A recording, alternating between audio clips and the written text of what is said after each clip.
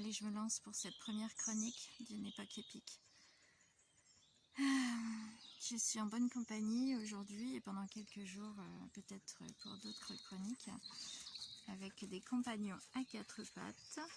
En fait, depuis toute petite, j'ai comme cette conscience interne du non-sens dans lequel cette société fonctionne. Et de manière inconsciente au départ, cette connaissance du bon sens.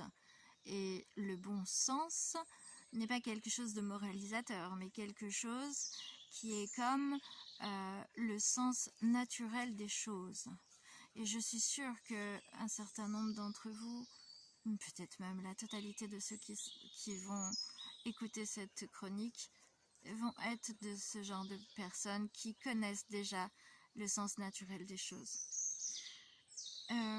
Donc cette chronique, elle est vraiment là pour apporter ce décryptage qui m'appartient. J'ai aucune prétention si ce n'est que d'apporter ma parole, ma pensée propre, issue de toute cette expérience de vie très riche de mes 52 printemps.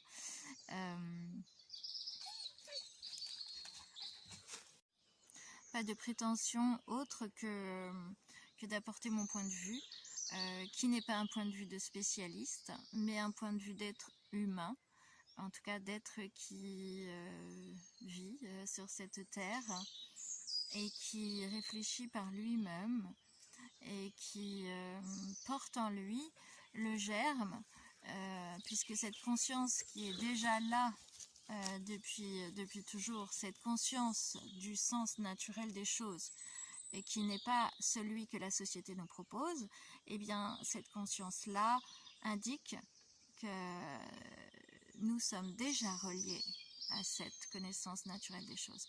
Donc cette chronique, c'est l'idée de se rappeler ça ensemble, afin d'œuvrer ensemble à notre propre déconditionnement. Parce que, bon, on le sait maintenant, tout le déconditionnement qui va s'opérer va permettre que petit à petit, les consciences s'ouvrent, le voile se lève et qu'on puisse enfin expérimenter autre chose que cette société mortifère. Et ça va se passer en forêt parce que c'est ma maison.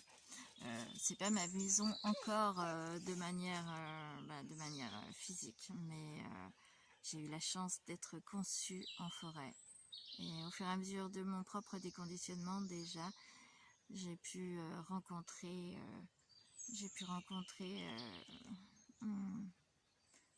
comment dire, l'arbre que je suis et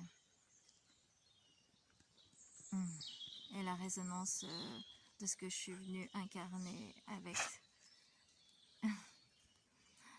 l'ordre naturel des choses. Voilà.